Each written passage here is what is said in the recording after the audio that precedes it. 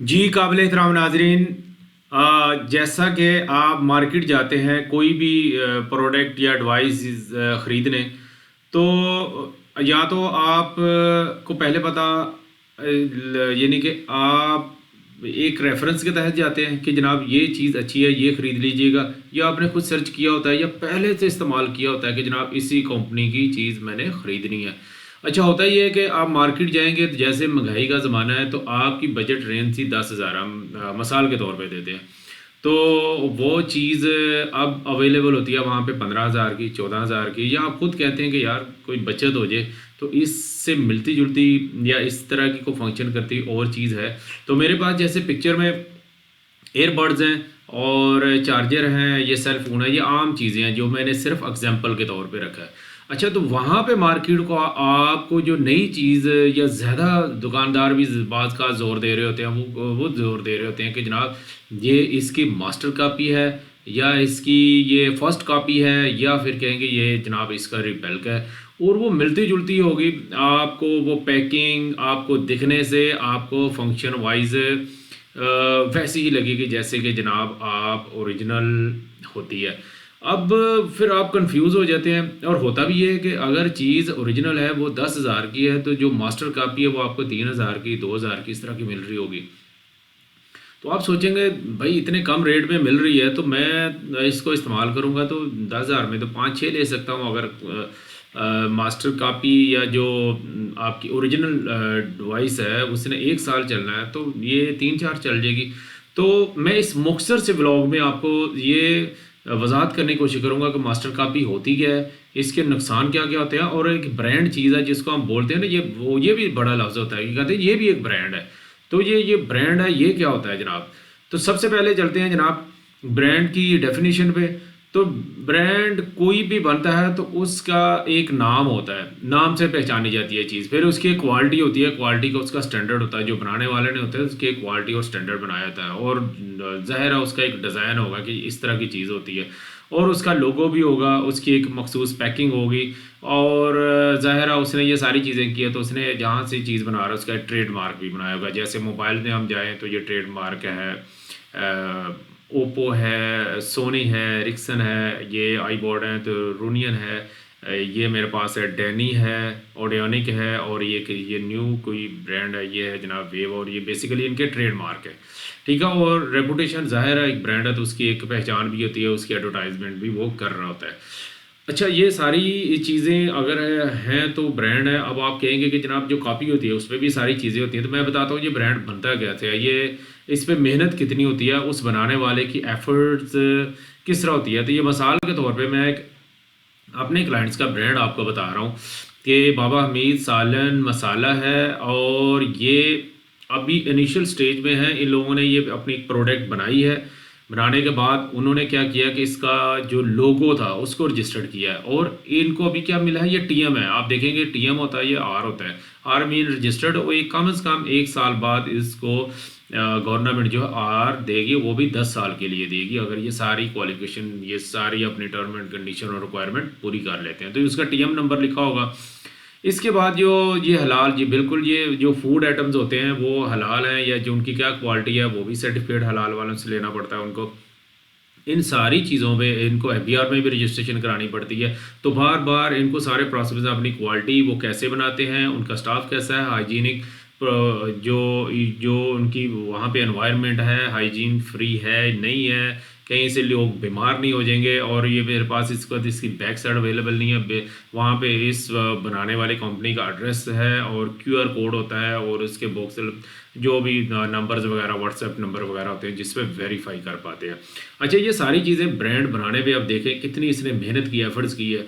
और एक कॉपी करने वाला क्या करेगा, कॉपी करने वाला जस्ट इसकी जनाब पूरी का पूरा पिक्चर उठाएगा, उसको हल्का सा वो नंबर वगैरह और क्यूआर कोड को चेंज कर देगा, जो कि स्कैनेबल भी होगा, और उसने क्या अंदर डाला है, क्या चीज़ बनाई है, और जनाब मार्केट में लॉन्च करता है। सारी मेहनत भी अगर इसको फ़र्ज़ करें इस पैकेट बनाने में 100 रुपये लगा, तो कॉपी करने वाले को इस पे जनाब में भी 10 से 15 रुपये भी ना लगे हों। अब चलते हैं दूसरी साइड पे, जो मास्टर कापी जो मैंने आपको बता दी है कि मास्टर कापी वाला क्या करता है, या जो आप कह रहे होते हैं ये मास्टर कापी है। अच्छा, ये भी दुकानदार कह रहे होते हैं कि मास्टर कापी इन्होंने टैक्स से बचने के लिए बनाई है, तो जनाब ये बकवास है। टैक्स से बचने के लिए नहीं बनाई होती, वो कोई और चीज़ होती है। अच्छा, ये पहली बात है कि मास्टर कापी या कोई बना रहा है या बेच रहा है या फर्स्ट कॉपी के नाम से, तो सीधी सी बात है वो चोर है। वो चोर क्यों है कि उसने एक प्रोडक्ट जिसकी बनी थी उसका टाइटल चोरी किया, उसका एक फार्मूला चोरी किया और वो जनाब चीज़ बना दी। और बिल्कुल ये गैर कानूनी है, किसी भी कंट्री में ये इसकी इजाज़त नहीं है। फिर ये वायले जो मुख्तलिफ वो लॉज होते हैं जो ह्यूमंस हैं या दूसरे मामला है उसकी भी वो वायलेशन कर रहा होता है। नो ट्रस्ट, ज़ाहिर है उस पर कोई भरोसा नहीं आप कर सकते, क्योंकि वो अपनी सीधी सी बात है, वो अपनी पहचान भी नहीं बताएगा मैं ये चीज़ कहाँ से बना रहा हूँ। वो जस्ट मार्केट में आई होगी ज़्यादा से ज़्यादा होल सेल, और उसके पीछे ब्लैक में पता ही नहीं चलेगा कि जनाब चीज़ कहाँ से आई है, अगर आपको कोई उसका लॉस हो गया। लो क्वालिटी, बिल्कुल ये लो क्वालिटी होती है। वक्ती तौर पे वो डिवाइस चलेगी और ये ना उसकी वारंटी होती है ना वो क्लेम करते हैं। वक्ती तौर पे हो सकता है वो आपको कह दें, लेकिन आप प्रैक्टिकली लेके चले जाएं तो जनाब ऐसे हीले बाने इस तरह के फार्मूले कहेंगे जनाब ये है तो वो है जनाब, ठीक है। और ये जैसे मैंने बताया नो वारंटी गारंटी, इसकी वारंटी गारंटी नहीं होती। अब ये देखें, मैंने एक आपको सबसे ज़्यादा मसाला एयरबड्स आईफोन के आते हैं, इनकी मास्टर कापियाँ अवेलेबल हो गई हैं, बड़े बड़े जनाब साइन लगाए होते हैं और वो सारी हूबहू उन्होंने कापी किया होता है। तो वो क्वालिटी जिन लोगों ने यूज़ किया उनको पता ही है। तो अगर वो ओरिजिनल 10 15 20 हज़ार के मिलते हैं, वो 3 हज़ार के ले आते हैं और उससे वो पूरा वो फ़ायदा ही नहीं उठा पाते, तो क्या फ़ायदा जनाब। इसके बाद आप आ जाइए, जैसे चार्जर है, सैमसंग के चार्जर बड़े मशहूर हैं, लेकिन ये कॉपी करने वाले भी मिल जाते हैं। और आपने देखा होगा उन्होंने किस तरह अंदर लोहे की प्लेट्स वगैरह डाली होती हैं। तो वो आपको जब ये चीज़ ही ना दे, जो रिज़ल्ट ही ना दे, तो उस मास्टर कापी लेने का क्या फ़ायदा। इस तरह नोकिया कब से बंद हो चुका है, लेकिन इसकी कापियाँ आपको मार्केट में बहुत ज़्यादा मिलेंगी। और वो अगर आपने यूज़ किए होंगे तो देखा होगा कि वो उस तरह का फंक्शन नहीं मिलता है इन मास्टर कापीज़ से, मास्टर फ़ोन से जो नोकिया फराहम करता था। अच्छा, एक और चीज़ आज याद रखिएगा कि आप फ़र्ज़ करें ये ब्रांड की बात कर रहे हैं, तो मैं मिसाल दे देता हूँ, ओप्पो की मिसाल दे देता हूँ, या कोई भी है। चले अब एयरबड्स हैं तो आईफोन के जो एयरबड्स हैं वो वाकई कॉस्टली हैं। तो आपने मार्केट में देखा होगा नई नई कंपनीज आती हैं, जो नई कंपनी आती है आप वो चॉइस कर लें।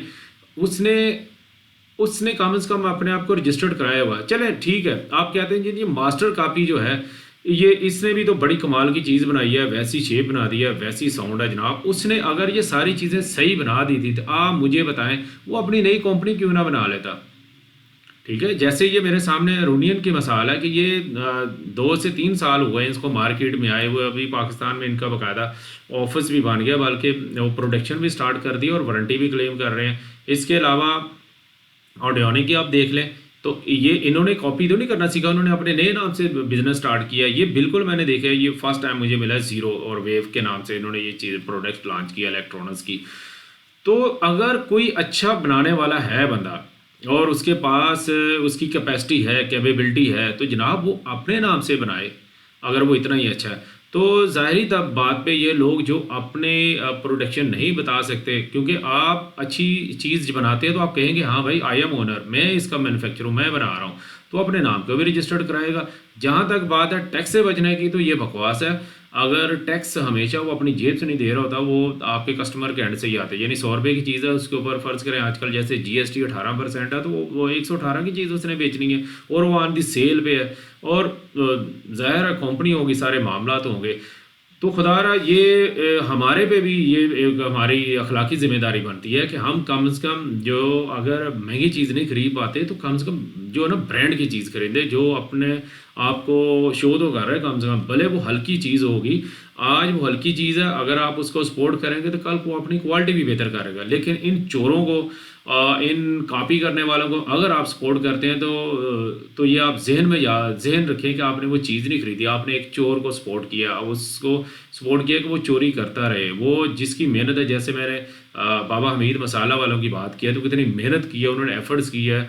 आप बता रहे हैं कि हम ये चीज़ें शामिल कर रहे हैं और एक कॉपी वाला पता नहीं करके क्या अंदर चीज़ें डाल दे, और आपने अगर वो उसकी कॉपी सस्ती खरीद लेते, क्योंकि जो कॉपी बना रहा होता है वो दुकानदार को बहुत ज़्यादा प्रॉफिट मार्जिन दे रहा होता है, इसलिए दुकानदार मास्टर कॉपी को प्रेफर करते हैं। मैं सबकी बात नहीं कर रहा, कुछ लोग हैं।